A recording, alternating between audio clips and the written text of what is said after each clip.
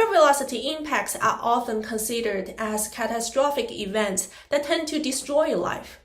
However, previous studies have synthesized essential organic compounds using source of carbon and nitrogen in primitive atmospheres via simulated hypervelocity impact events. Whether the carbon and nitrogen stored in the primitive crust could also synthesize organics via hypervelocity impacts is not well studied yet. In these studies, we simulate the impact event via high-power pulse laser ablation and the physical bombardment of carbon-60 onto a target. We observe molecular recombination of CN and CNO in the plasma plume when only geological matrices are used as the starting materials.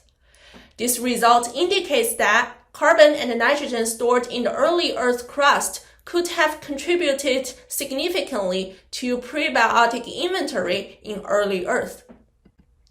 Further interaction of the prebiotic organics with the resource around the craters could have synthesized essential monomers, promote polymerization, and provide habitats that facilitate the chemical evolution to support the emergence of life.